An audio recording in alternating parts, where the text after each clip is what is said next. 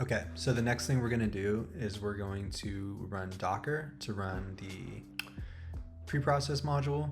Then we're going to send those results to the assembly module, and then the binning prokaryotic module, and then finally we're going to go into the clustering module. All right, so I'm going to go down here to walkthroughs and guides. I mean, this is pretty much everything you need to run pretty much all of VEBA. The end-to-end one is going to be the most useful, I think, but we're going to go down here to the Docker tutorial. All right, so this is all assuming that you have Docker installed on your computer. If you're on an HPC where you don't have root access, then you might need to use Singularity, and there's a Singularity tutorial for that too, but it's very similar to what we have with Docker. All right, so all the modules are in their own containers for the most part, and those are on Docker Hub. So yeah, here's my repo. Here's all the VEBA containers, and I have them installed locally here.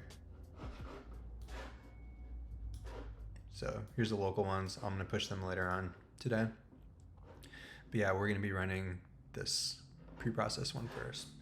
Okay, so we have our Docker image right here that we want to use. Okay, so I'm just gonna make it a script called command preprocess. Okay, so I don't need to pull this image because it already exists, so I'm just gonna comment that out. But we're gonna be pulling the 2.1.0, the VEBA preprocess. All right, and we have our fast. Okay, first let's just run this real quick so you can see what it looks like. All right, so first let's make sure that we can at least get the help menu to run. I mean, that's like the very minimum that we want to work. All right,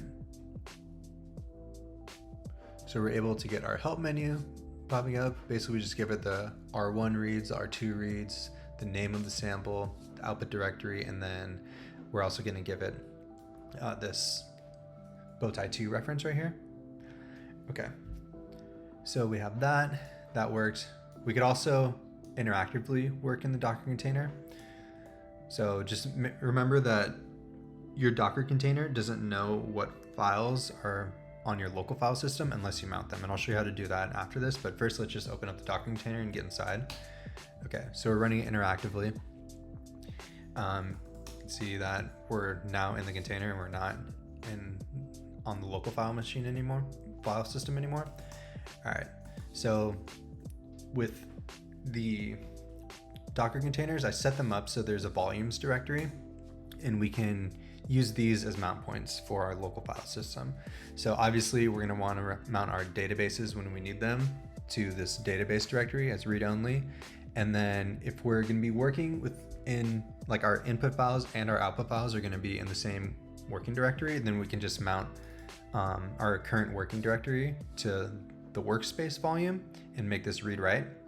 But there might be instances, like I'm going to show you right now, where your input files and your output files are going to be in two separate directories. So we're going to want to mount those differently. So we'll mount our input directory here as read only, and then our output as read write. Okay, so we have that. Okay, so the next step is going to be copying. Okay, so we have our, if you look here, mounting separate input and output directories for internal volumes within the Docker container. So let's just copy this whole chunk right here. And let's see, so I made that file. I'm actually going to open it in Visual Basic. 1 second.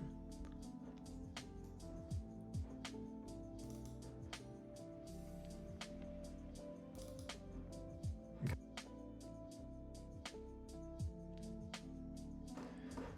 All right. That's not what I wanted. There we go.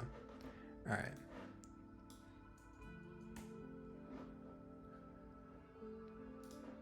Okay, so we're gonna make a for loop for ID, and oh wait, we need to do this first. So let's make a file called identifiers. And then basically what we want for that is to have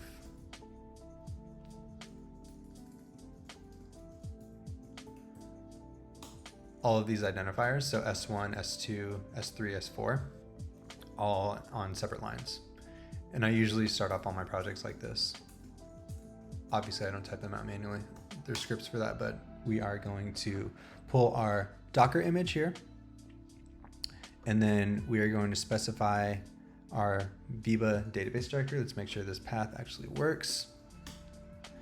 And then let's also make sure to adjust the permissions for it. This might be too permissive, but let's just do it so it works.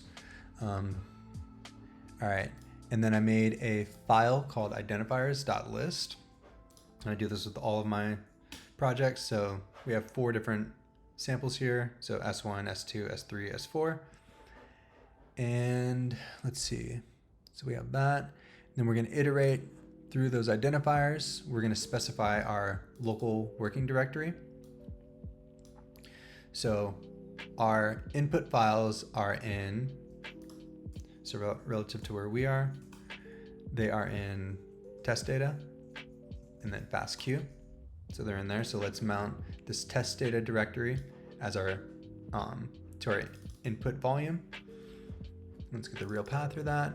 And then we have this output parent directory. So we want to output our files under analysis, and then it'll be like VEBA, output, preprocess, blah, blah, blah. So let's mount our analysis directory to our output volume.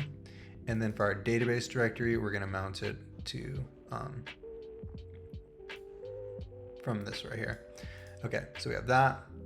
We specify our forward and reverse reads, the name of our container while we're running it, and then our relative output directory. So within analysis, there's going to be a file called, or a folder called VEBA output, and then preprocess, and then that's where our results are going to go. So we're going to use the old syntax here.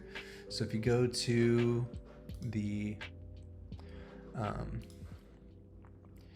if you go to VEBA, the main repository, you can see we have our new syntax that we can use when we're running Conda, but then for Docker, we're going to use this old syntax. So we activate our preprocess environment. That happens automatically with Docker.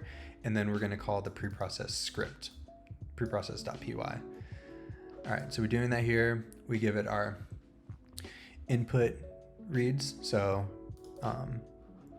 this is specified to the path in the Docker container. So we're going to be volumes input, and then fastq id _1 fastq blah blah blah.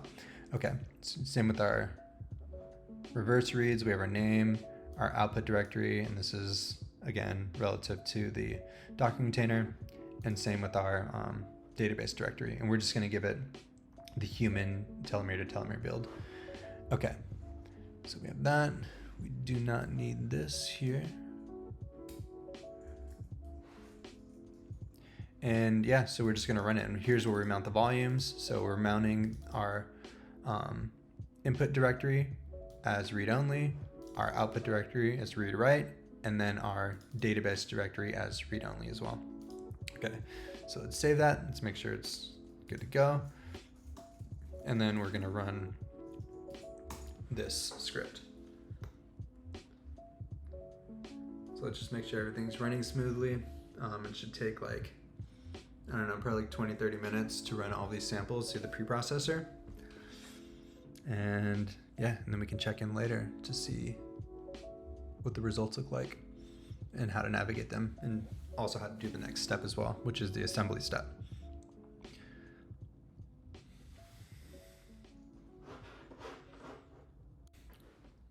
Okay, so the preprocessing ran. It actually went way quicker than I thought.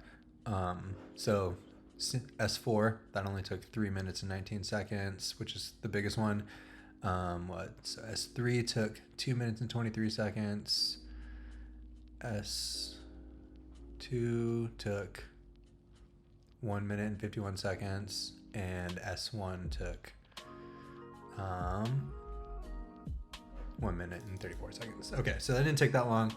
The next thing we're going to want to do is check out the results. Okay, so we can use tree, preprocess, So first, let's just look at sample 1. Okay, so we have a nested directory. We have our checkpoints. Checkpoints created if the step ran correctly. So we can see these 3 steps ran correctly. There's only 3 steps with the commands that we ran. We have our commands script. So this is to reproduce everything that we ran. If you want to do that, here's all the intermediate files. So FastP created this HTML and a JSON, also some sequence statistics. And then for the bowtie 2, our cleaned 1 and 2, and then some sequencing statistics. And then we have our log files. So it has a .e, that means it's standard error. .o means standard out, and then we have a return code. So if it passed, then the return code should be 0 for all those. Then we have our output files. So we have the cleaned 1, which is symlinked from this bowtie 2 directory. And then we have our sequence statistics as well. Okay, so let's look at the sequencing statistics. So that's an output, sequencing statistics. Let's less that. Okay, so we can see that there were, let's see, number of sequences, 4. Okay, so there's 100, that is 1 million, so 1.4 million reads for R1 and R2. And there were only 4 reads that were contaminated, so that mapped to the human genome. So that's pretty good. And let's see. So here's the input reads. You can see there's a different number of reads. So this is before we pre-processed. And then after we trimmed, we ended up with this many. Okay, so yeah, so it doesn't actually save these files, it deletes them, but there's ways, there's parameters you can use if you want to actually save the contaminated files, like if you had a much deeper sequencing and you wanted to try to like map to the human genome or something. But yeah, that's kind of hard to do effectively, at least. So we have that for the S1, S2, S3, S4 samples. Yeah, so let's do the assembly module next. All right, so we're gonna go back to the walkthrough guides, and then we're gonna go back to the Docker one, and yeah, let's make a new file called assembly, and then let's change this Docker image to assembly.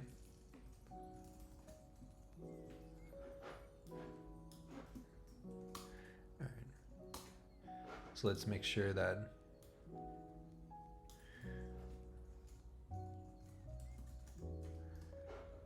we're able to get the help menu to run. So for this, it's going to be the assembly script. Yep, so it's all working. And again, you can see what the actual script is called. If you go and click on bin, go down to assembly, it's the assembly.py script. Earlier we used the preprocess.py script. Okay, so we got that to run, and yeah, let's go back here. Yeah, we don't need to do the interactive mode right now.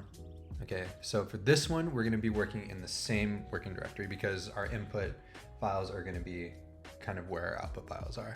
So I'm gonna copy this. Actually, let's open this in Visual Basic, or Visual Studio, sorry.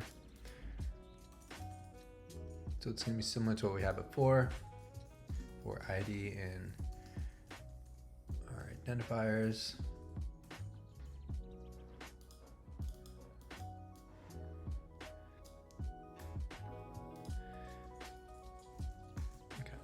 So we actually don't need our database directories here because we don't need a database for this step. So we could do that, but let's just leave them for now because it doesn't really matter. Okay, so what are we doing? So let's do our current working directory as our local working directory. Okay, so we want that. And our input files are going to be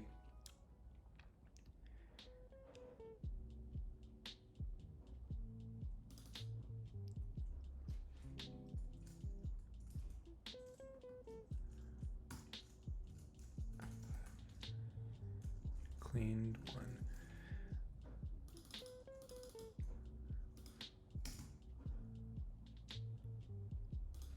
Okay, we're going to remove this ID because it's going to be this variable here. Okay, so we have our current working directory mounted to workspaces, database. We can use this later, but not for this script, but we'll just leave it here to make it easier. And then we're going to call this assembly. Relative output directory is going to be assembly. Okay, and then let's see what those files are that are needed.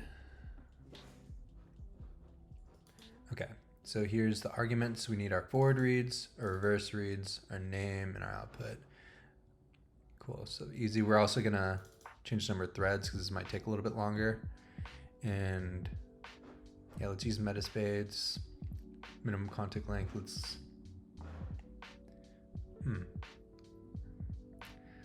set that to 1,500, or no, just set to 1,000.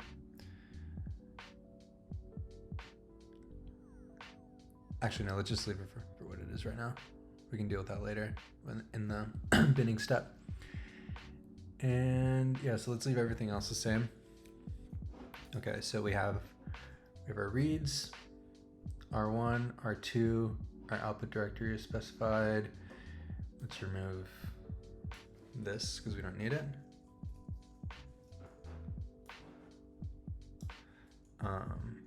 But let's set our number of threads to, I think I have 12 on my machine. You could do -1, and that'll just detect how many threads you have on your machine.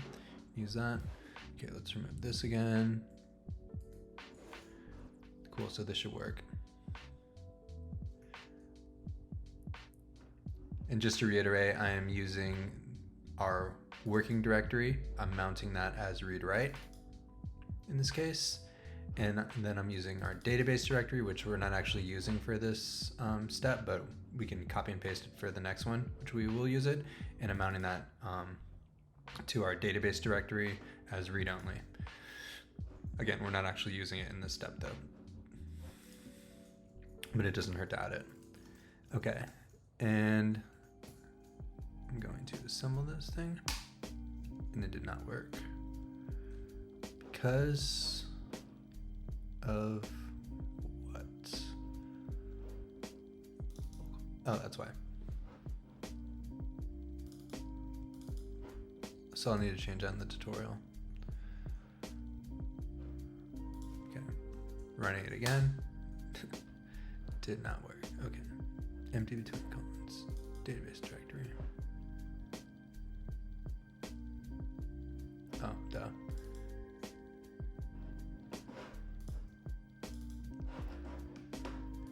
It's because that was empty. We never actually specified what our VEBA database was. Okay, now this should work.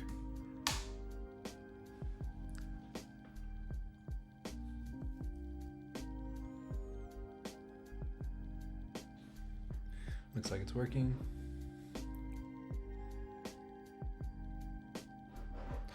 And we messed up this part right here. So let's cancel all that. Make sure there's no containers running. Okay, what do we do incorrectly? VEBA database, preprocess S1 output.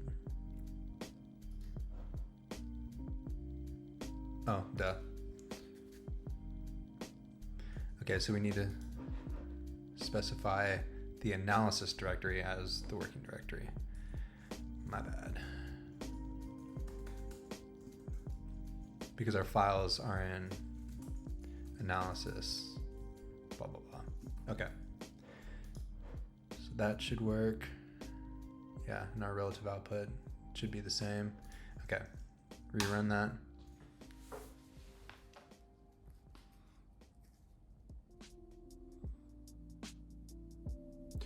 So it's loading the dependencies. And yeah, it's all running. Okay, so this is gonna take a little bit longer. So I will stop this video and then I'll start it in the end, then we can look at the results.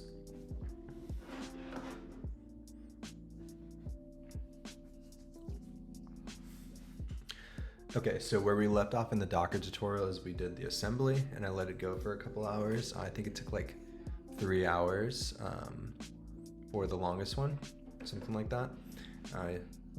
Okay, so the next step that we want to do is we want to figure out what files to even look at. So if you go down, so I'm on the main VEBA repository. If you go down to the quick guides, this shows the main output files for each of the different modules. So we ran our pre-process before, we already got our cleaned forward and reverse reads back. Then we ran our assembly module, and since we ran metaspades, we're going to be looking at the scaffolds.fasta file. If we ran RNA spades, then we would get like transcripts.fasta.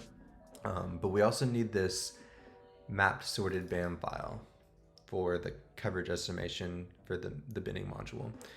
All right, and then we wanted to go figure out how to run the prokaryotic binning module, which is the next step in this little pipeline that we're doing.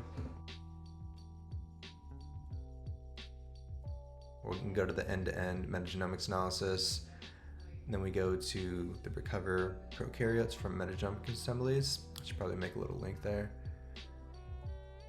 Let's see, so where are we? This one. Okay, so this is basically the command we need to run, and this is the new syntax since on this tutorial we're running it on Conda, but for this walkthrough that I'm looking at right now, it's for running at Conda, but the tutorial that we're actually going through right now, we're running it on Docker. So we need to adjust the commands a little bit, which I did here. So from that tutorial, we have this. So it would be source activate VEBA, and then that's the main VEBA environment. And then we call the main VEBA executable, and then the binning prokaryotic module, and then we give it the parameters, which we have right here. But since we're running Docker, we need to use the old syntax. So we don't need to activate the binning prokaryotic environment because we're going into that container and it automatically loads all of the executables. But we do need to specify the input and output files relative to where they are in the container. So as before, we have our VEBA database. Here's the local directory.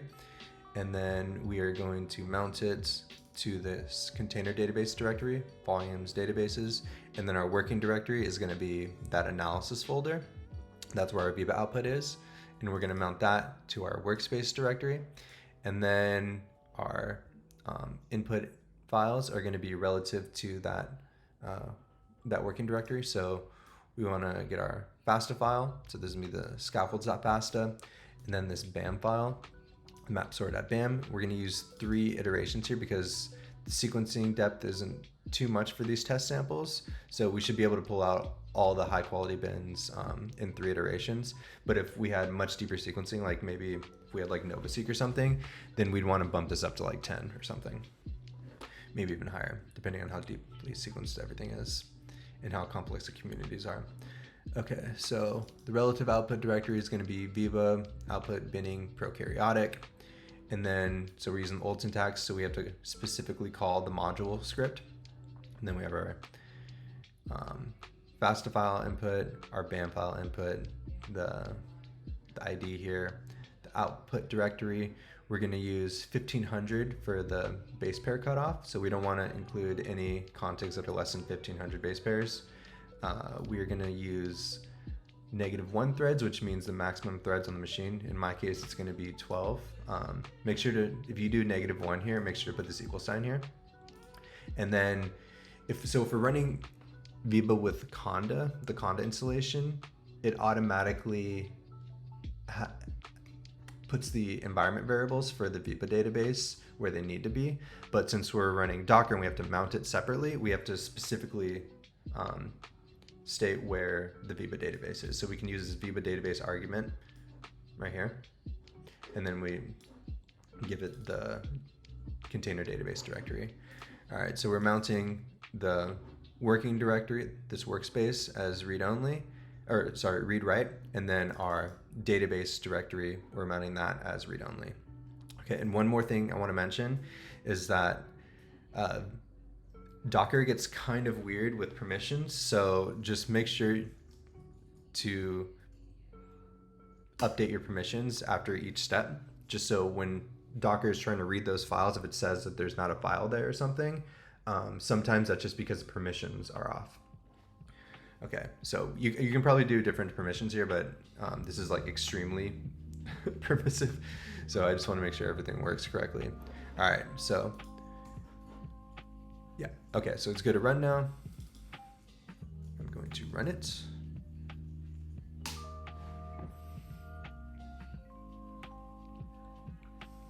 And this shouldn't take too long. For all of it should probably take like an hour for these samples, for this step at least. Okay, so it's loading the executables. There's kind of a lot in this module. There's definitely less than version 1, but yeah, I've trimmed it down a little bit. Okay, let's make sure everything's working. And for the main output files for this, just while we wait, we're going to want to go to the, so we can either look at this tutorial, so the end-to-end metagenomics. We're running the prokaryotic module right here, the binning prokaryotic module. So we get this bin.list with our bin contigs, a list of our actual genomes that we've bin out, checkm2 results, the filtered results that is. And so this has the quality estimates. We have our counts table for the different genes. And then we have sequencing statistics for the genomes, the coding sequences, the ribosomal RNAs, if any are found, and the tRNAs, if any are found. And we have this genomes subdirectory, and then each genome is in here. So there should be multiple files for each genome. The .fa is the assembly FASTA. .faa is going to be the protein FASTA. We got our CDS, our gene models, the ribosomal RNAs, and tRNAs, and then the identifier mapping that has the mapping between ORF, contig, and mag, and then also just contigs and mag because you need this specific file for other steps. And then of course our unbin FASTA. So if we wanted to continue this pipeline, we could send the unbin FASTA into the input of the eukaryotic binning, but we're not going to do that just for this Docker tutorial. We're just going to do the prokaryotic binning. All right, so it's all working. Yeah, make sure that these output files are generated and that they're not empty. So right now it's running pyRodigal, which is the Python bindings for Prodigal. It's a little bit faster.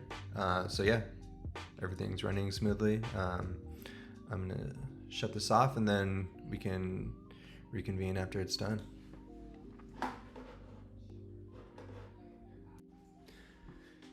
Okay, for the Docker tutorial, we left off on the prokaryotic binning. Everything finished. The last sample 4, took 32 minutes to run. 12 threads might have been a little bit too much. I was kind of pushing my laptop, so I'll probably drop that down to 4 threads if I did this again, but everything turned out fine. Let's check out the output files. Let's do this. Okay, so we go to the main repo, go to quick guides. We just ran binning prokaryotic. So these are the main files we want to look at. I want to see how many bins we pulled out. So go to binning and then wildcard, output genomes. Okay, so here's all the genome assemblies that we pulled out. And let's see, so how many is that? That's 12. And let's check out the check-in results for some of them. So let's go to sample 4, check-in 2 results. Okay, so they're all pretty high quality. One of them is like 52%, which is quite low, but at least the contamination's low as well. But we also have one of the bins that's 99.92% complete with 0.21% contamination. So that's a pretty high quality bin right there. Yeah. Okay. So the next step for this is we want to do the clustering. And for the clustering, you have to build a genome stable, and we need to use the following script. So you probably have Python installed on your system, and if you do, then you probably have like pandas. And so this script doesn't really require a lot, but we do have to run Python manually for this, or run the script manually. Okay, it is compile genomes table. So all we need to run this, we need NumPy, pandas, and tqdm. That's for the progress bar. And what we're going to do is we're going to give it the binning directory and then an output, and we're also going to give it this volume prefix too. Actually, no, we don't even need to do this because we're going to actually activate the container for this. Okay, so let's pretend that you don't have Python installed on your system and you need to solely use, I'll show you both ways. Okay, so if you have Python installed on your system, what you would do is call this script. Where is it? Scripts, compile, genome symbol. This should work without it.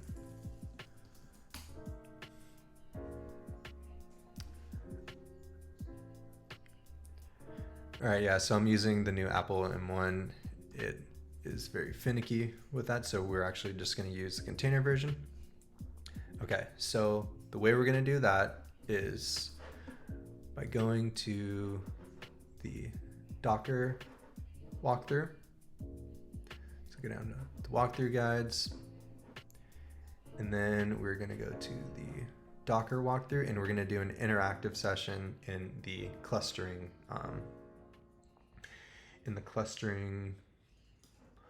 container.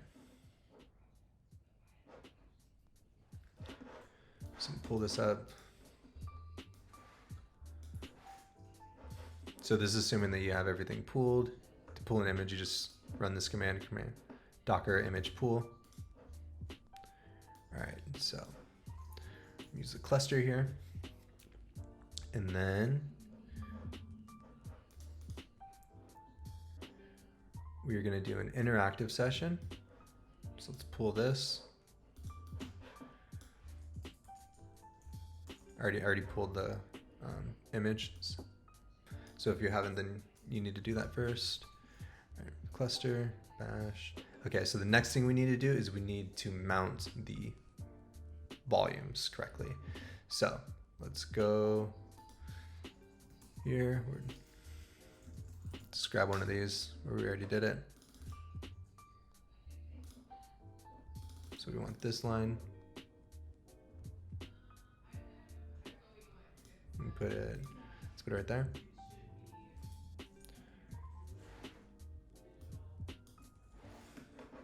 And then we need to specify what that is right here. The spaces are fine, so I'll remove them. Okay. So I am going to be using version 2.1.0. The Docker image is VEBA cluster, and then the tag for that. The local working directory is going to be analysis. Then this is going to give me the real path for it. And then the container working directory is going to be workspace. And then so I'm going to use Docker run, and then the name. This doesn't really matter. And then I'm going to mount that volume, just like we did when we were running the containers before. But this time we're going to run an interactive session. So it's going to remove the container once we're done with it. We're doing interactive, this Docker image that we set here, and then we're going to be running bash in the container. All right, so let's do that. Let's make sure we're in the right directory.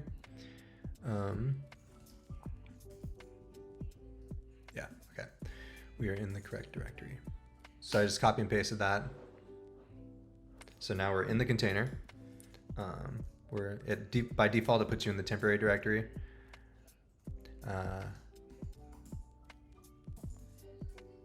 Our volumes, we have our workspace right here. So yeah, so the binning directory, that's what we need. And what do I need to do? Okay, compile genome stable. So you can see that in the, if you go to the end-to-end walkthrough, go down to the clustering, that's step 9. So we're basically running this step right here. And what we need to do is we need to compile all the clustering or all the binning results from all the genomes from all the different binning algorithms. Here we just did the prokaryotic binning, but this works if we did the viral binning or the eukaryotic binning. And then we're going to build this genome stable. Okay, so we're basically running this right here. Okay, so compile the genome stable. Our input is going to be this directory. And let's say you ran this script locally, so not in the container. What you could do is use this volume prefix here, and then you could just put that on there, like volumes workspace, and then run this locally. But since we're actually in our container, the file paths are relative to the container, so that's what we want. So we don't need to use that argument right there. Okay, let's see what it looks like. Cool, so it worked. We just need to actually write that output file somewhere. And basically what it does is, I mean, this is in standard error, so it's not gonna output it to the file, but it gives you what type of organism we're looking at. So we're looking at prokaryotic. You have your sample, you have your genome ID, and then this is the path to the genome assembly, path to the proteins, path to the CDS, path to the gene models, and yeah. So that everything looks good. Now let's output this to, did I ever make a MISC directory? Okay, let's make a MISC directory, a miscellaneous directory. This is where I add files like this.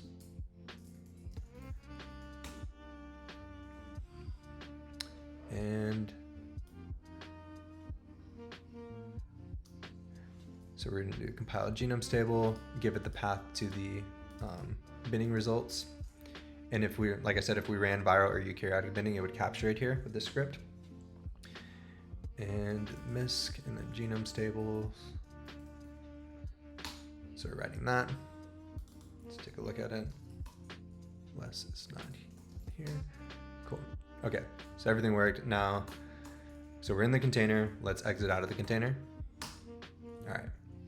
So we exited out of the container. Let's check the analysis directory, the MISC, genome stable. Everything looks good. Just to be safe, let's adjust the parameter. We'll update the permissions here. Okay, so we just ran an interactive session in our clustering container to run an individual script,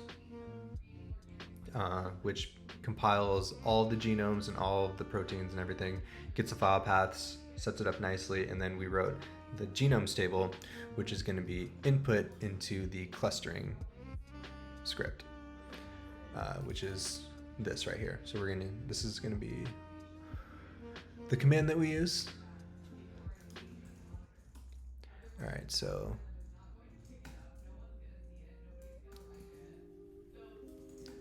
I'm just going to copy over the boilerplate right now.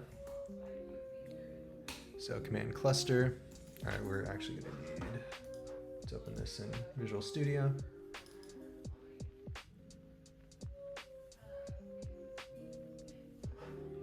All right, so we don't need to run this for each ID, so let's get rid of that. Let's get rid of that. Let's bring this over. We actually don't need a database anymore. So let's remove the database arguments. We don't need that. So that we don't need to mount a database because we're not going to use one. Let's change this to cluster. So our working directory is going to be the same. Our input is going to be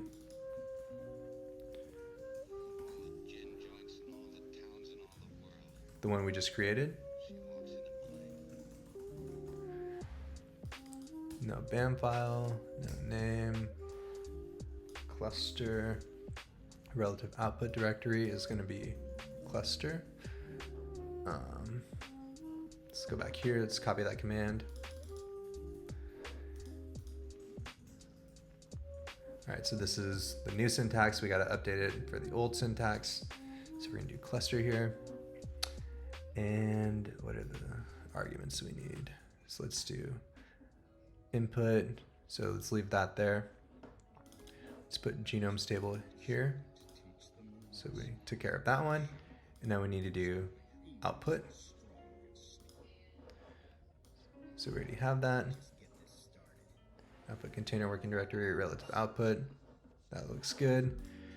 We don't need this argument. Let's use the maximum number of threads again. We don't need a database. And then we're gonna do one more argument just to make it run a little faster. And that will be this. So we'll go down to cluster, wherever that is. All right, so we don't want to do local clustering. Okay, that's on default. I need to update this because now by default it doesn't do the local clustering. All right, and then we also want to use, I need to update this.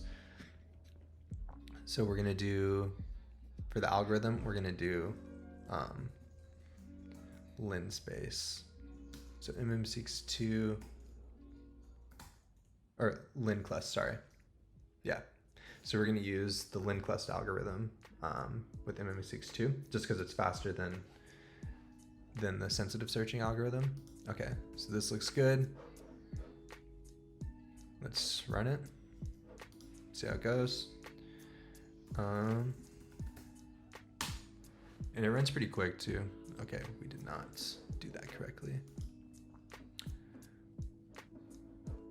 I'm gonna need to update that. So right now I just pulled up the actual script that's being run because I think I changed this parameter name. Not genome clustering, protein clustering algorithm. So -P, not -A. Okay. And if you want to see, these are the ones you can use. So mm62 cluster, that's a sensitive clustering. This is the linear clustering, so it's faster. And then the diamond versions as well. All right. Let's try that again.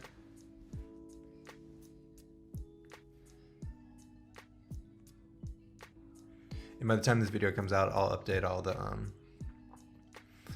all of those documents right there. Okay, so it's running right now. It is using a tool called Scani, which works really, really well. It's on ANI. It's a pairwise ANI calculation between the different genomes. And then we're using minimum target of 80%. And then, yeah. So basically we want to aim low here. So if you look at the Scani documentation, if you are going to be looking at like 95% ANI, if you make your Scani cutoff at 95%, then you might miss some of the ones that are actually 95%. So the idea here is you drop the threshold down a little bit when you're actually running it, and then it can actually find the ones that you're looking for. And then we make genome clusters based off of the pairwise ANI values. And then we're using an alignment fraction ratio of 30%.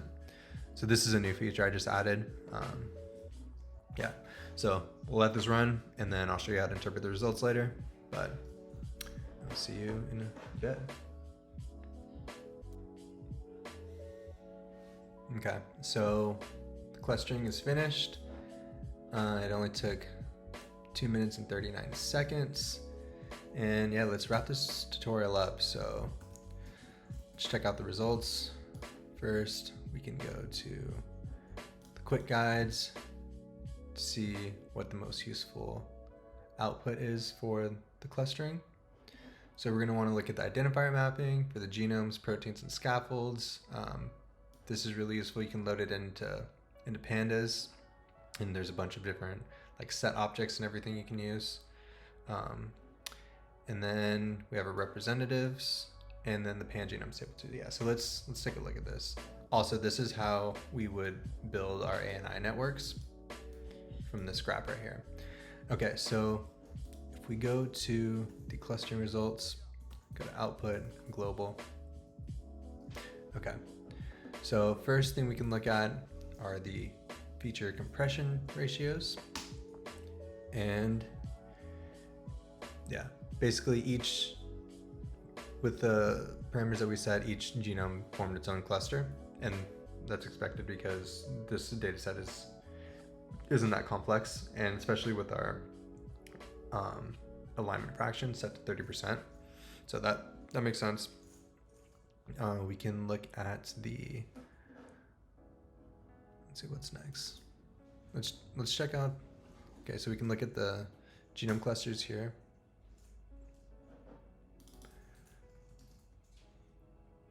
Actually, let's just cd into this directory. It'll make it easier to check out these files.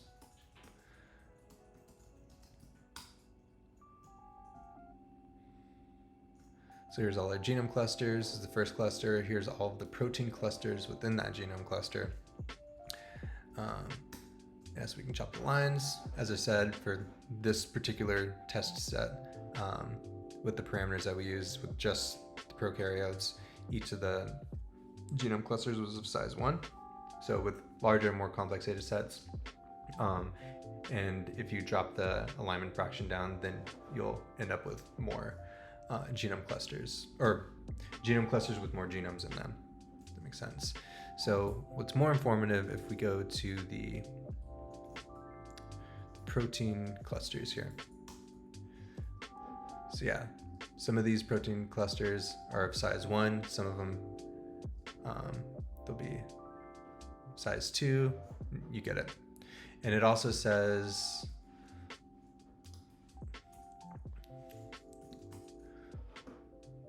so we have sample origin in there. Going back to the genome clusters, it says if it's core within the pangenome. So if this protein cluster is detected in all of the different genomes within that genome cluster. It says if it's a singleton or not. What else is in here? Yeah, so a bunch of useful information. We also have the representative sequences. So this is going to be for all the different protein clusters. So if you wanted to, you could just annotate these guys instead of annotating all of the proteins. You might miss a little bit of information, but if you're trying to do a quick analysis, or if you have limited resources, then you can do that. Just check out what's in the representatives. So the prokaryotic representatives says which genome is representative, and also the intracluster connectivity as well. But since all of these genome clusters are of size 1, then this isn't really relevant. So let's go to let's see. So if you check out the pangenome tables, this is really useful. Probably not for this data set because there's only one genome in each cluster, but just so you can get a feel for what it looks like. So imagine if there's like 5 or 10 different genomes here, then I'll say how many, if that protein cluster is detected in that genome or not, and then also how many are in there as well. But for this test data set, we're not seeing that, which is expected. Okay. Yeah, I mean, those are pretty much the most useful files. You also have your identifier mapping tables. So with relation to proteins, so which protein goes to which genome, which sample, which genome cluster, if that protein's a representative. We also have that relative to the genomes and also to the scaffolds as well. So, I mean, that's basically it. Yeah, if you want to run this, I mean, I would definitely recommend going to the end-to-end metagenomics tutorial and then branching out to some of the other tutorials, like doing the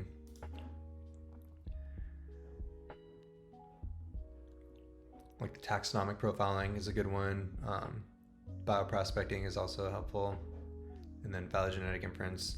I also have a tutorial on CRISPR-Cas systems, but I haven't actually integrated that into VEBA yet. So this is just how you would do it and how I plan to do it in the future when I set up a module for it. But yeah, so if you have any questions, that was kind of a lot, but just let me know. Either email me or, more preferable, just go on GitHub, make an issue, go up here, make an issue, new issue. Yeah, so good luck, and yeah, hope you can find some good stuff in your data.